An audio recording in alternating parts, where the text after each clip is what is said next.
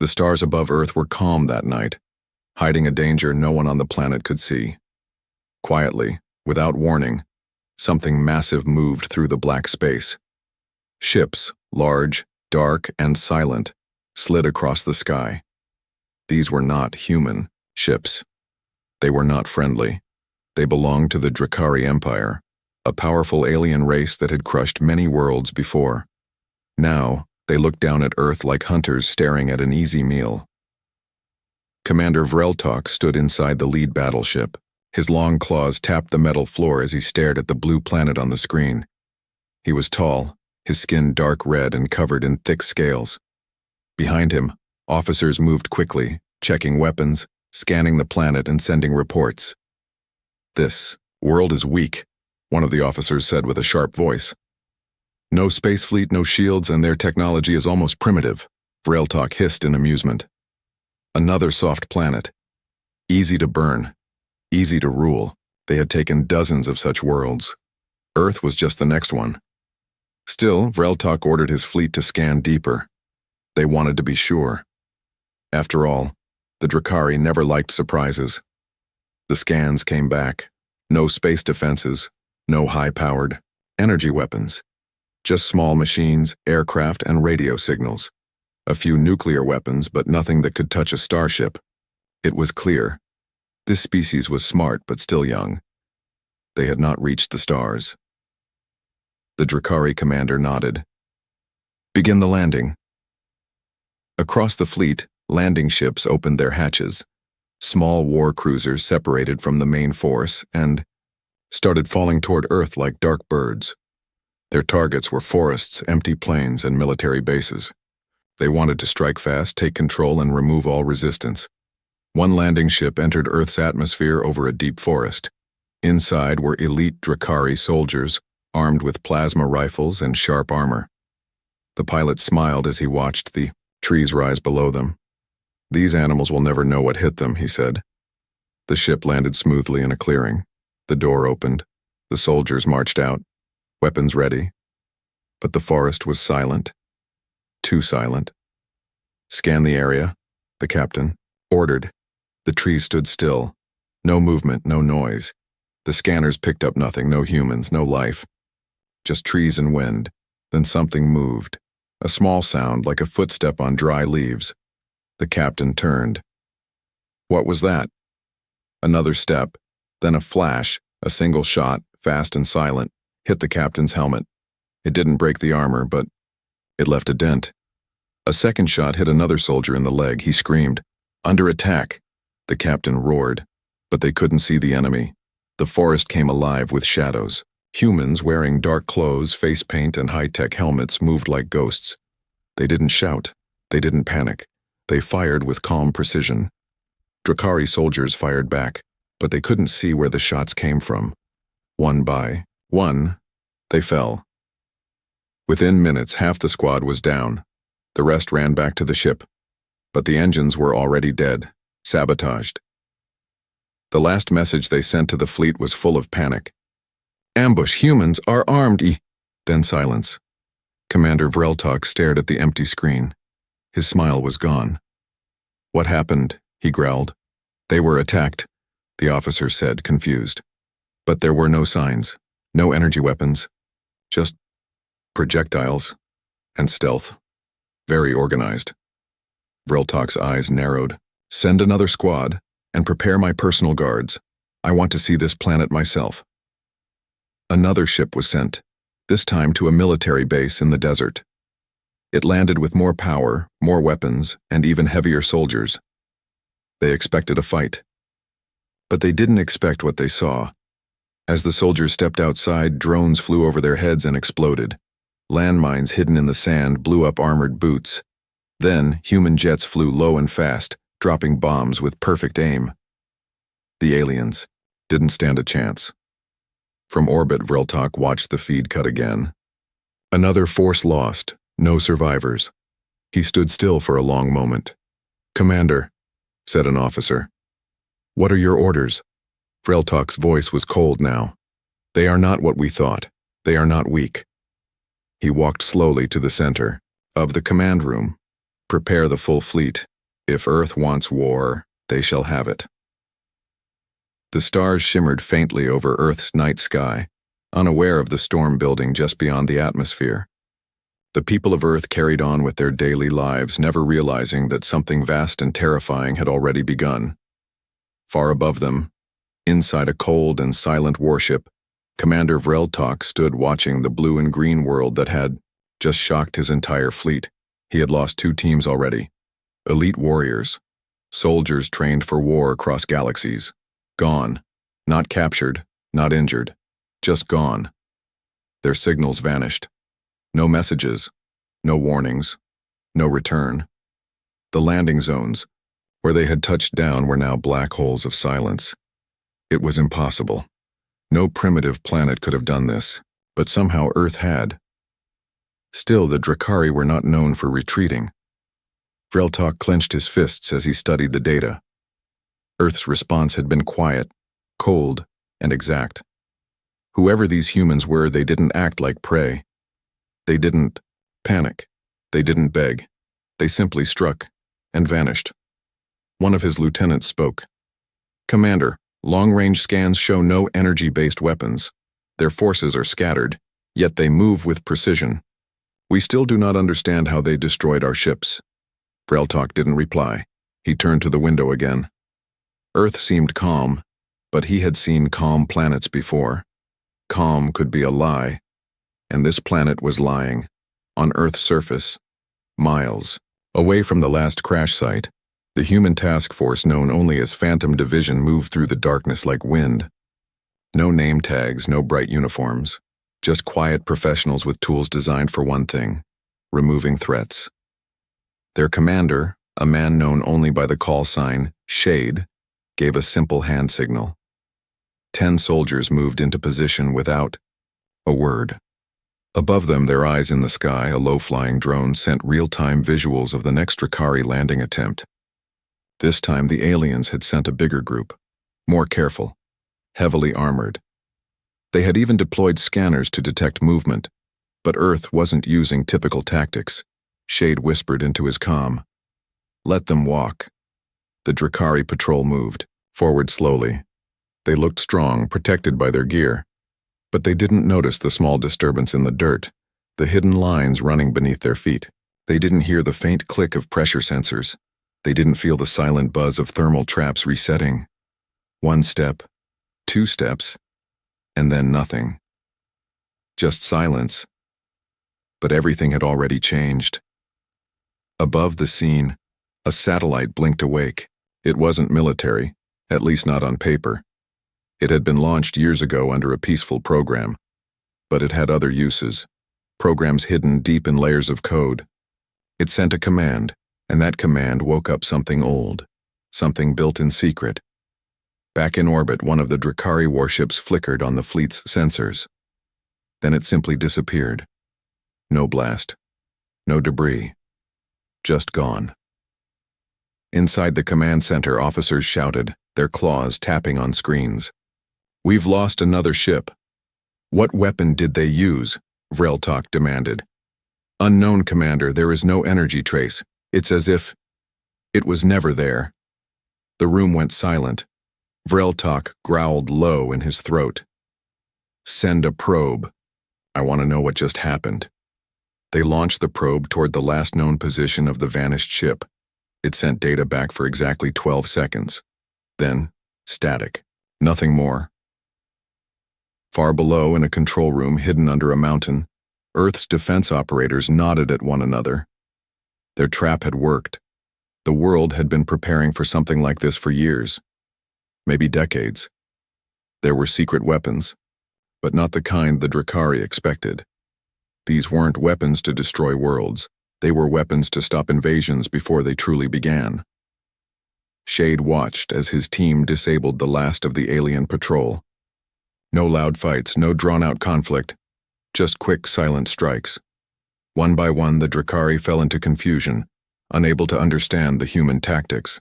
They fought wars in open fields, with fire and fury, but Earth didn't play by those rules. Earth had learned from its own history. It had studied every war, every mistake.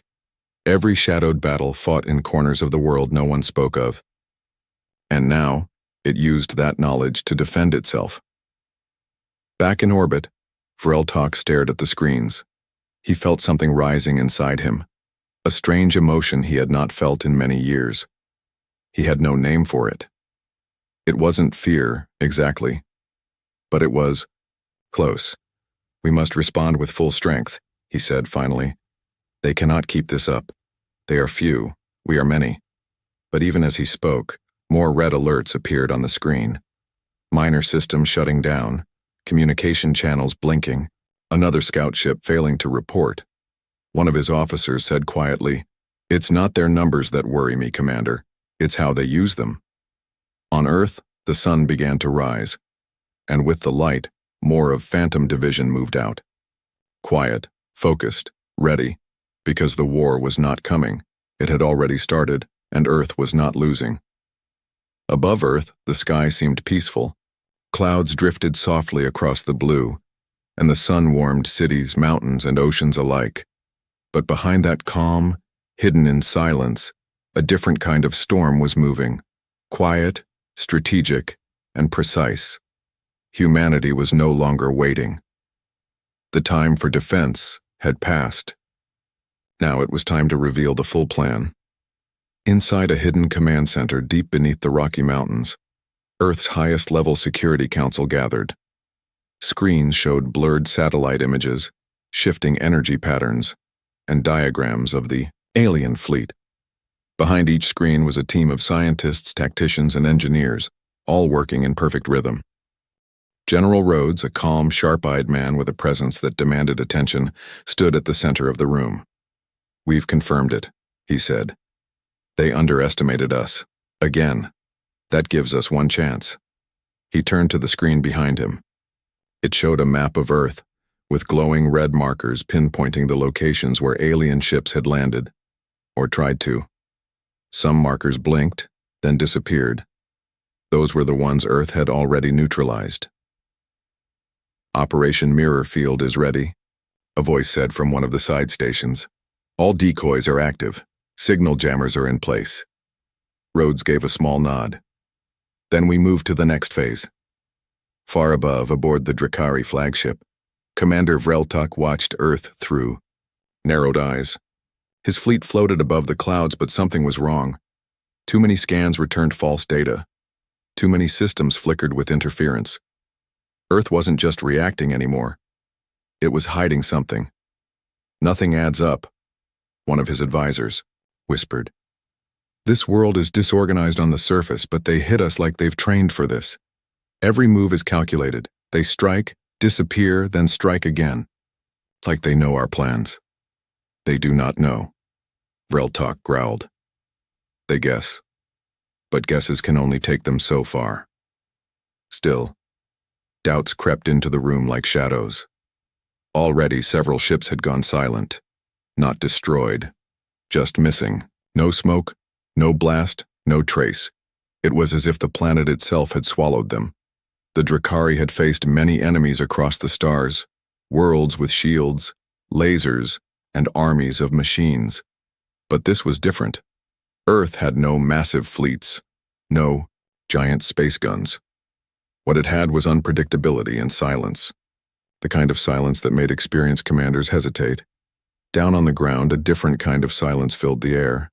Miles beneath a forest floor, in a bunker carved into stone, an experimental team monitored dozens of disguised surveillance. Drones. These drones didn't fly or buzz.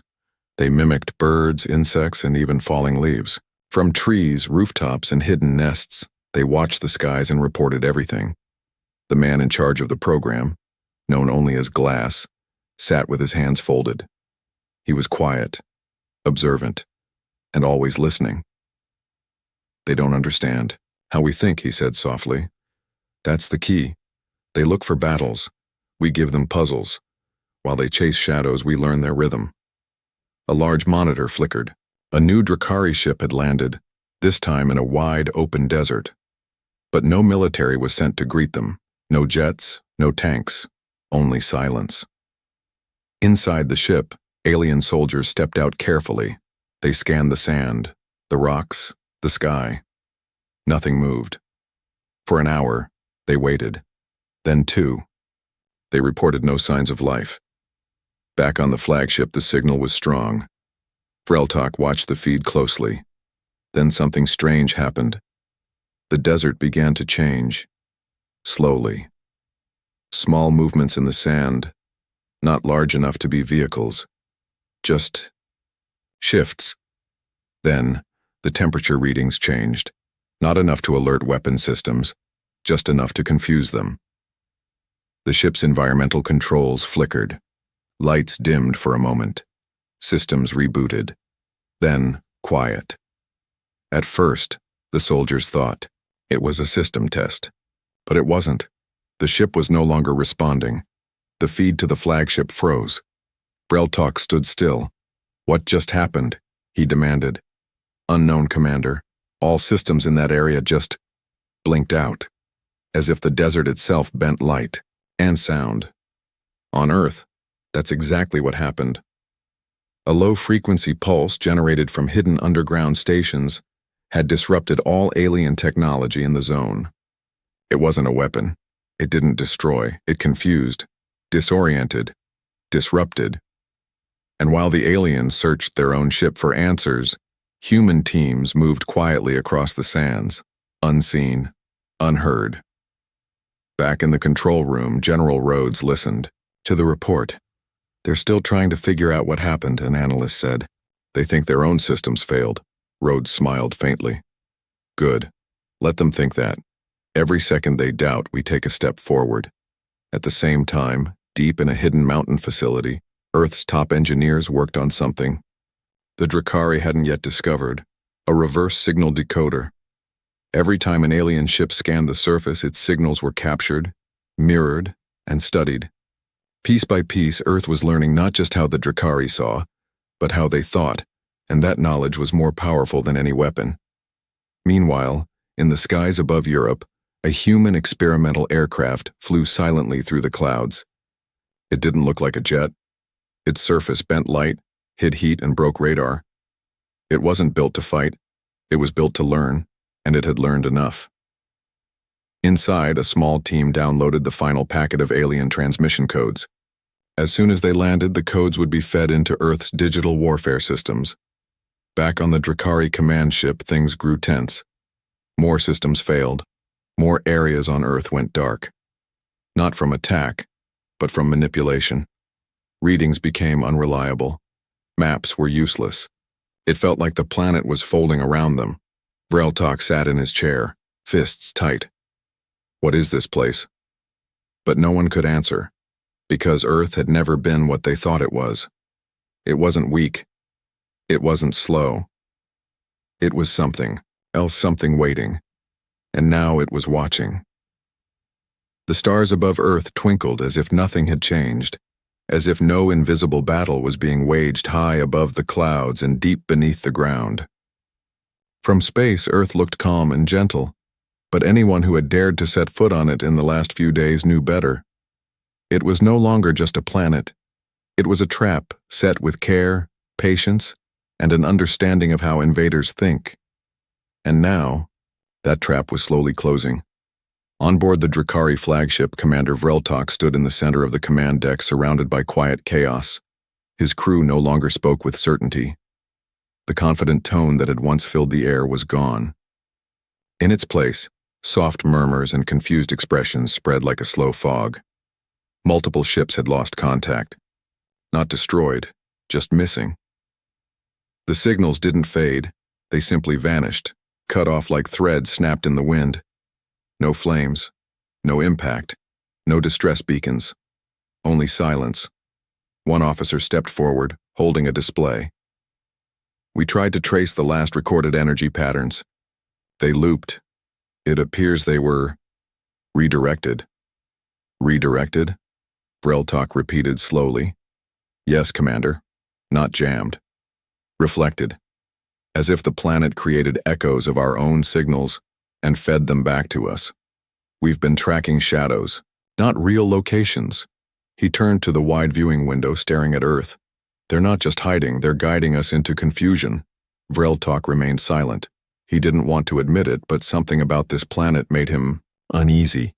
Not because of the technology, not because of the humans' numbers, but because of how calm they remained. Every step of the invasion had been met not with panic, but with quiet, invisible resistance. Down on Earth, in a facility built under the sea, another part of the plan was unfolding. In the dim light of the underwater base, a group of analysts worked in total silence. Their screens showed fragments of alien language, energy patterns, and sound waves. One of them, a woman named Mira, leaned closer to her screen. Her eyes caught a pattern hidden inside one of the alien transmissions. "There it is again," she whispered. "They're using pulse timing to synchronize their fleet." Her partner glanced over. "If we break that rhythm, we confuse them further," Mira finished. With a few taps, they fed a mirrored version of the pattern back into low orbit. It was subtle, gentle, like adjusting a song by just a single beat. But that single beat could change everything. Back on the Drakari command ship, more reports flowed in. "Commander," another officer said, "our fleet's timing has shifted. Systems are out of sync." "Correct it," Vreltok snapped. "We've tried. It won't hold. Something is affecting our internal rhythms." The commander clenched his jaw. He didn't like what he was hearing. They had studied Earth's weapons, expected fire and explosions. But this was different. This was like walking through a forest where every tree watched, where every path curved without warning. And now, even their own systems couldn't be trusted. On Earth, General Rhodes watched the global screen light up as more of the alien fleet struggled with confusion. "They came expecting noise," he said quietly. "We gave them stillness." His second-in-command looked up. "Do we move to the next step?" "Not yet," Rhodes replied. "Let them wander a little longer. They need to feel lost." In the forests of northern Asia, a new team was in motion. Unlike the Phantom Division that had worked in the shadows earlier, this group was different. They were scientists, engineers, and technicians, people with calm hands and sharp minds. Their job wasn't to fight, but to listen. Using tools that didn't make a sound, they placed small beacons beneath the soil. Each one was tuned to pick up the tiniest changes in gravitational fields, something the Drakari ships created when hovering. The data was then sent through underwater cables to avoid detection. It wasn't brute force. It was listening, watching, waiting. Back in orbit, the confusion among the alien fleet grew. Lights flickered, navigation drifted, reports of phantom signals increased. Ships began to reposition, unsure of where they actually were. Vreltok, still watching Earth, spoke to himself more than his crew. "This is not a battlefield," he said. "It's a maze." Another officer turned. "Commander, maybe we should consider retreat until—" Vreltok's eyes narrowed. "We do not retreat." But his words felt heavy now, no longer filled with certainty. Meanwhile, in the sky just above the Pacific Ocean, a strange vessel floated silently among the clouds. It was human-made, but disguised so cleverly that even Earth's own satellites had a hard time tracking it. Inside, a group of linguists and codebreakers worked tirelessly. Their goal was simple but powerful: understand how the Drakari think. One of the younger analysts raised a hand. "I think I found it." He displayed a diagram showing the way the Drakari issued commands, through layered signals and instinct-based pulses. It wasn't just logic. It was emotion, hidden in rhythm. The team began rewriting the pattern, preparing to send a false emotional signal back. It was a risk. But if the Drakari ships thought a command came from their own leader, even briefly, the confusion would grow.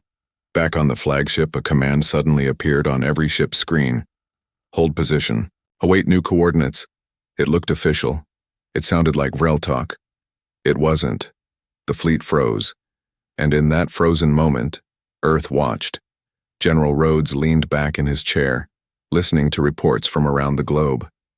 "The fleet isn't moving. They're holding," one officer said.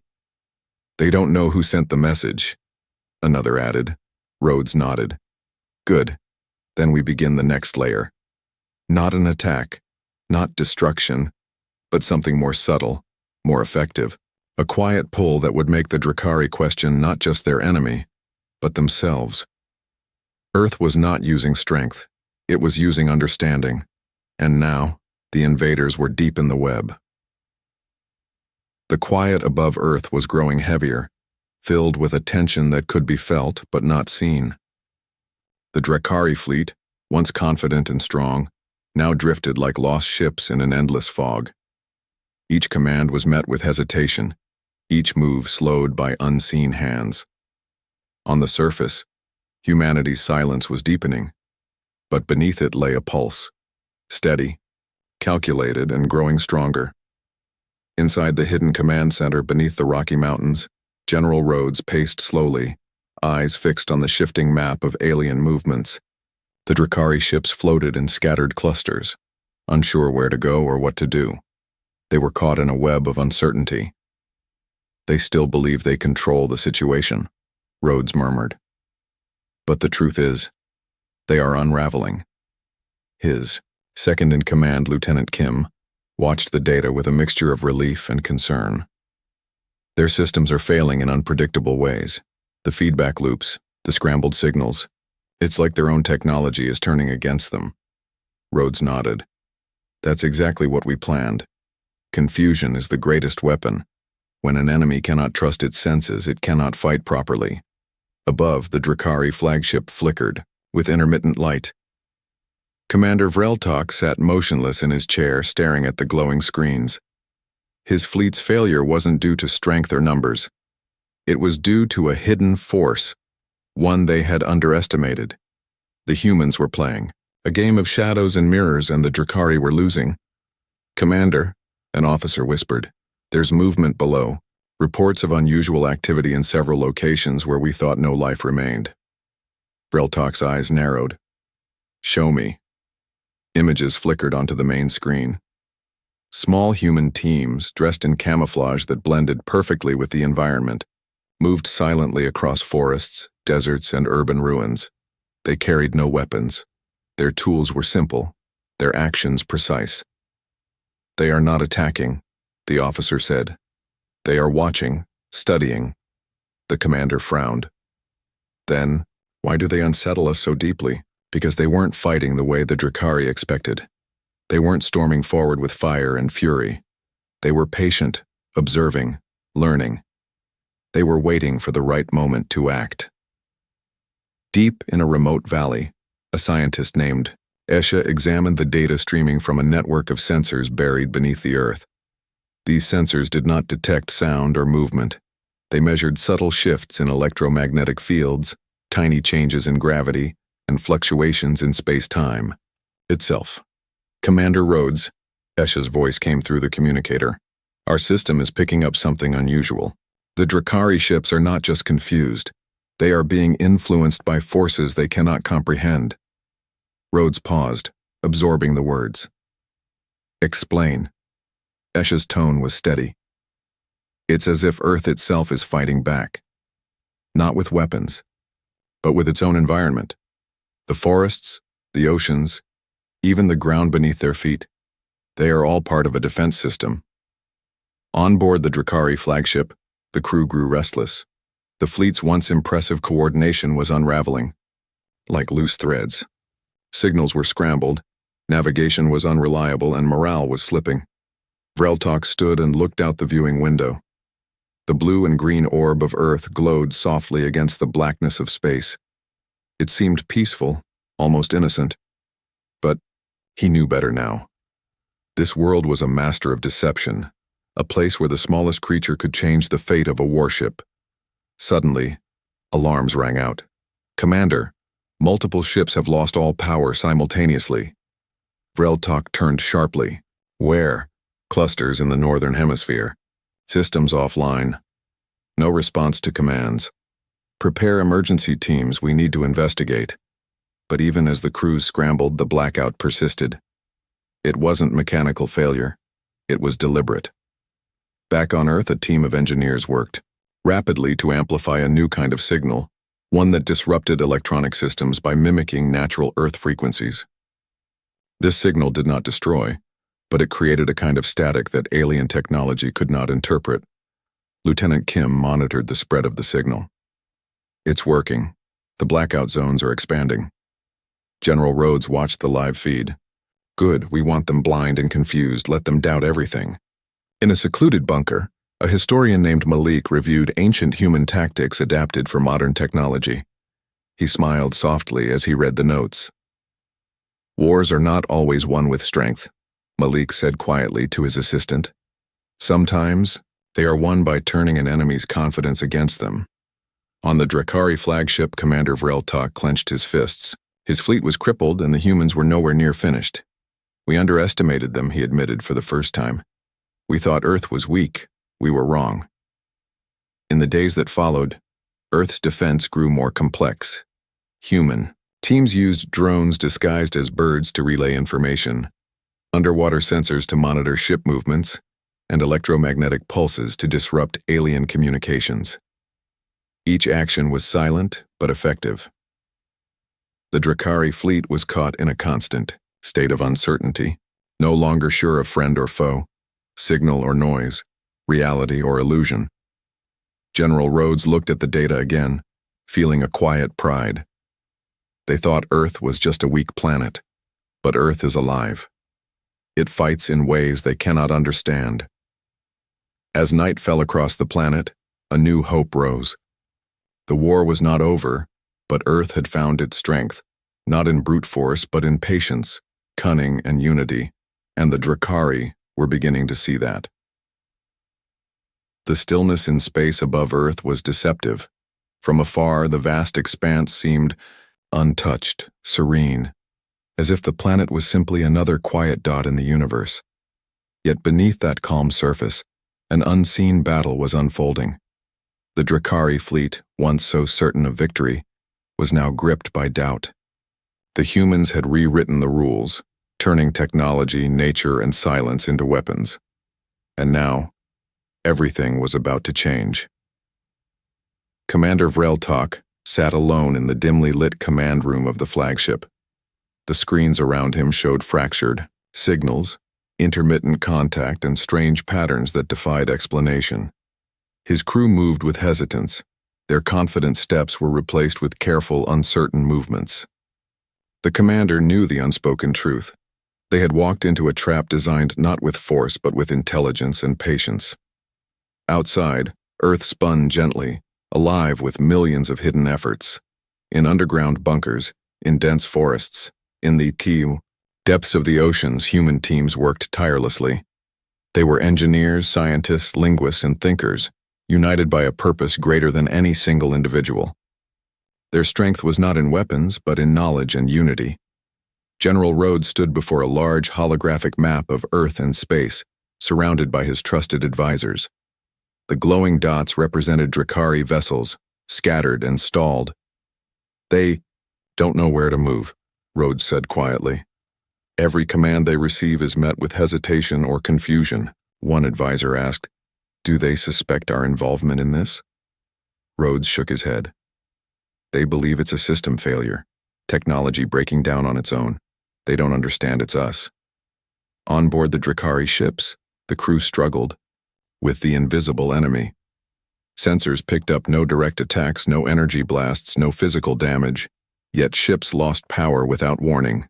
Navigation systems became unreliable. Communication signals twisted into meaningless noise. Every attempt to regain control only deepened the mystery. Vreltok's mind raced. How can a planet fight without weapons? How can silence become a force? A message arrived from a scout ship. "Commander, we detected unusual energy fields near the equator, like the planet itself is generating interference." He frowned. "Prepare an investigation team. We need answers." Meanwhile, on Earth, the team monitoring the energy field smiled. "It's working perfectly," said Esha, the lead scientist. "Our interference creates a kind of fog that bends and distorts their sensors." In a hidden facility, linguists worked to decode Drakari communication patterns. They discovered the enemy's language was layered with emotional cues, hidden inside rhythms and pulses. By subtly altering these signals, Humans fed false commands that created doubt and hesitation among the fleet. Back on the flagship, the false orders caused chaos. Ships that should have moved now waited, unsure if they were following real commands. The Drakari culture valued strength and certainty. Now they faced uncertainty on a scale they had never imagined. On Earth, General Rhodes listened as reports came in. The fleet's formation is breaking apart. They no longer operate as one. AI. Young analyst asked, "Is this enough to make them retreat?" Rhodes looked up thoughtfully. "No, it's only the beginning." That night, under the cover of darkness, a new human initiative took shape. Small craft, disguised as clouds and birds, moved silently through the atmosphere. They carried sensors, communication devices, and tools designed to gather every possible piece of information about the Drakari. One of these craft hovered near a disabled ship. Inside, engineers analyzed the alien technology, looking for weak points, not to destroy but to understand. General Rhodes spoke to his team. "We must remember, this is not just a battle of weapons. It is a battle of minds. We must outthink them." Days passed. The Drakari fleet's confusion deepened. Ships drifted aimlessly, unable to trust their systems or each other. Some crews began questioning their leaders. Without clear commands, their unity shattered. In a bold move, Vreltok called a fleet-wide meeting. "We must regain control. We cannot allow a planet of weaklings to dictate our fate." But the hesitation in his voice betrayed him. Even his most loyal officers exchanged uncertain glances. On Earth, human teams prepared for the final phase. The planet's defense was not about destruction. It was about turning the tide through knowledge, patience, and subtle power. Underwater, bases sent pulses that disrupted power grids. Forest sensors manipulated magnetic fields. Even the planet's own natural rhythms were harnessed to confuse and divide the invaders. The Drakari had come expecting to conquer a weak, disorganized world. Instead, they found a planet united in silence and strategy. Finally, as the Drakari fleet struggled to maintain order, a signal was sent from Earth. It was not a threat. It was an invitation, an offer of understanding and peace, but only on humanity's terms. Commander Vreltok stared at the message. For the first time, he saw not an enemy to be destroyed, but a people whose strength was not in weapons but in their will to survive and protect their home. The battle was not over, but Earth had already won in ways no one expected. Humanity had shown that strength could come from patience, intelligence, and unity, and in the vast silence of space, the Drakari would never forget it.